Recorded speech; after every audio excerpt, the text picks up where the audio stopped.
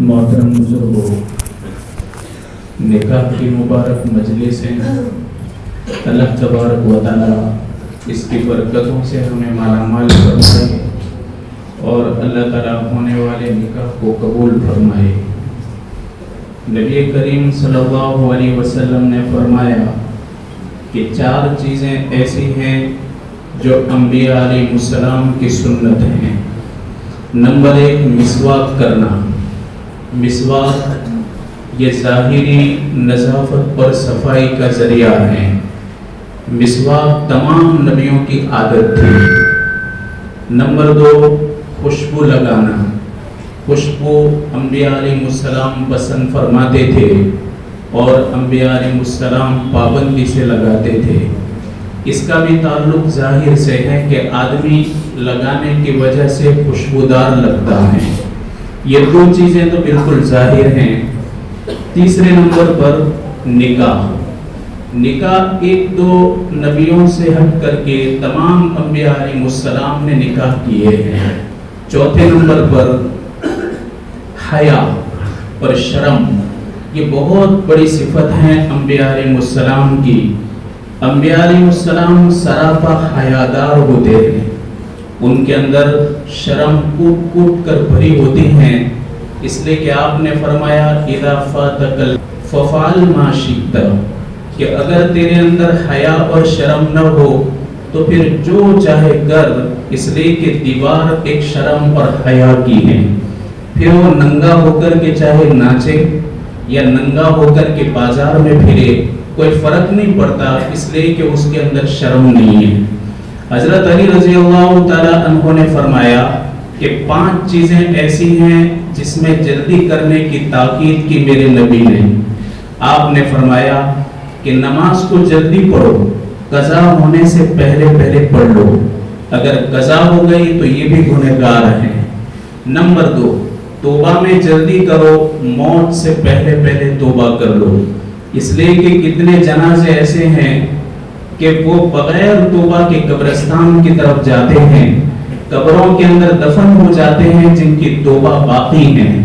इसलिए तौबा में जल्दी करो, मौत से पहले पहले तौबा कर लो।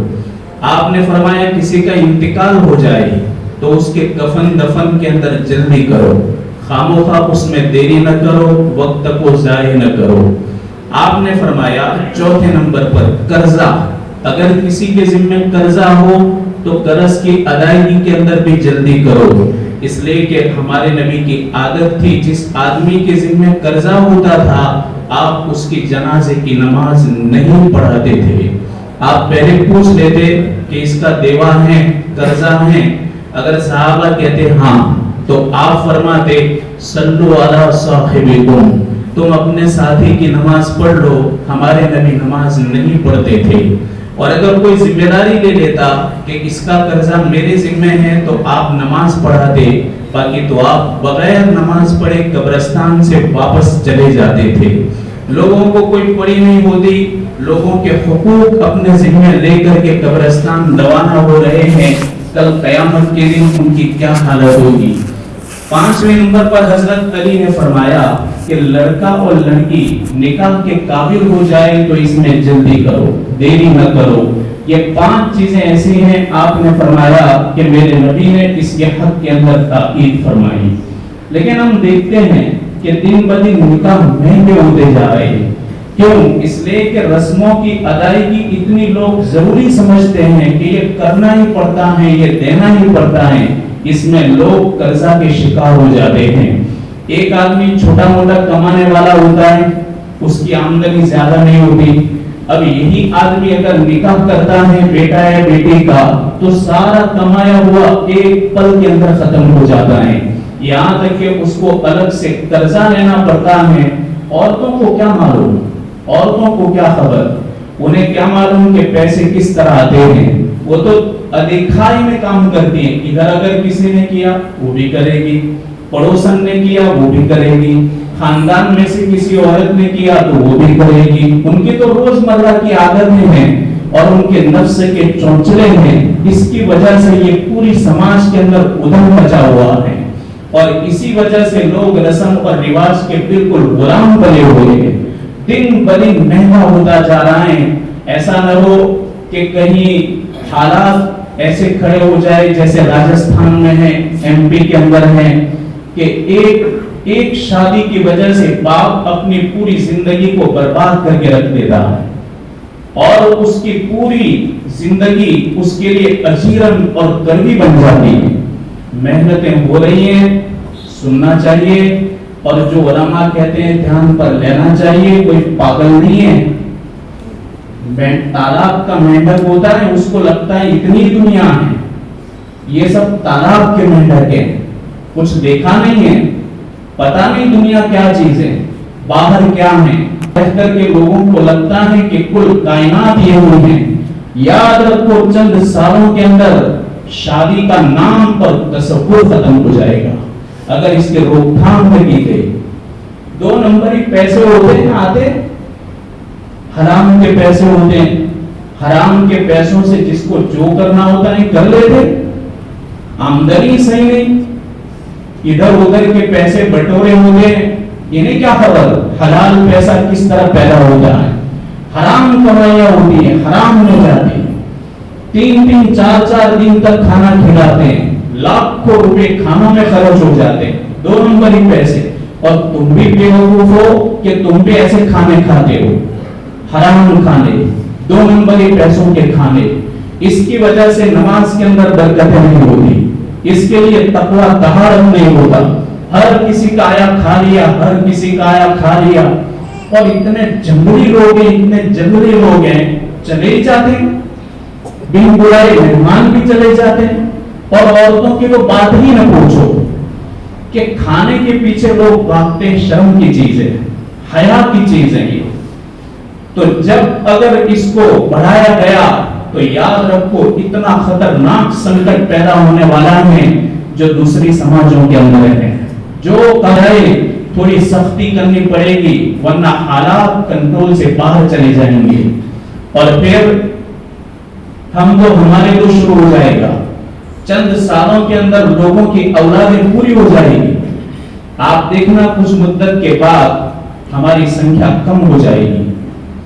ये आज हाई पैसा हाई दौलत, हाई पैसा हाई दौलत, वही पिछला जमाना लौट करके वापस चला जाएगा। इसलिए कि लोग अपनी जिंदगियों से तंग आ जाएंगे, इतने तंग आ जाएंगे कि नफ्स के चौंचलों को पूरा करने की ताकत नहीं होगी और अपनी ख्वाहिशात को पूरा करने की ताकत नहीं रहेगी। लोग ऐसे हालात के अंदर आ जाएंगे और आमदनियों के अंदर सब तमीज उठ जाएगी, जिसकी वजह से लोग हराम के शिकार हो जाएंगे। तो मेरे भाइयों, इससे एहतियात करना चाहिए। ये सब औरतों के नखरे हैं, मर्दों के नहीं है, ये सब औरतों के चौंचले। मर्द बेचारा मजबूर बन जाता है, वो करने के लिए मजबूर होता है, लेकिन चूंकि हमारी तवज्जो नहीं होती इसलिए सारी बाजी उनके हाथ में आ जाती है और हालात बिगड़ जाते हैं। तो मेरे भाइयों, ये जितनी बेबरकती आज हम देख रहे हैं संसारों के अंदर, खानदानों के अंदर, ये सारी बेबरकती अल्लाह और उसके रसूल की इताअत की न होने की वजह से है। कि शादी हुई, चंद महीने हुए, दोनों के दरमियान नफरत हो गई, शादी हुई, अनबना हो गया। हम तो ऐसे घरों के अंदर जाते हैं कि जहां 6 महीने 7 महीने हुए और उनकी जिंदगी अजीरन बन गई और दोनों खानदानों में सख्त नफरत हो गई। क्या हुआ? अभी तो मोहब्बत का जमाना था, मोहब्बत के जमाने में नफरतें कैसे हो गई? और मियां बीवी, अभी तो चंद दिन पहले मैंने उसको अपने निकाह में कबूल किया, वो कहां है? इतने में नफरत कहां से आ गई? ये सारी बेबरकती खराफात की वजह से। तो इससे एहतियात करें। अल्लाह ताला कहने सुनने से ज्यादा अमल की तौफीक अता फरमाए। एक एक इताअत, एक एक दरगुजर नहीं होती, गुस्सा गुस्से में तलाकें पड़ती हैं। एक बुजुर्ग की बीवी बहुत जालिम, लोगों ने भी देखा कि ये अल्लाह वाले को बहुत सताती है।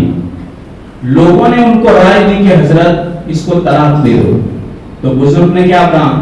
अगर मैंने इसको तलाक दी तो या तो इससे कोई निकाह करेगा या नहीं करेगा। अगर वो निकाह करेगा तो उसकी भी खैर नहीं, जैसे मेरी खैर नहीं ऐसे सामने वाले की भी खैर नहीं। تو میں کسی دوسرے مسلمان کو پھنسانا نہیں چاہتا، یا پھر اس سے کوئی نکاح نہیں کرے گا.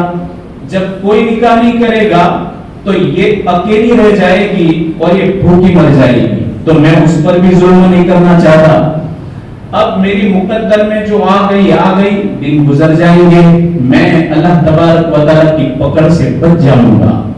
یہ درگزر، ایسے درگزر سے سنسار چلتا ہے.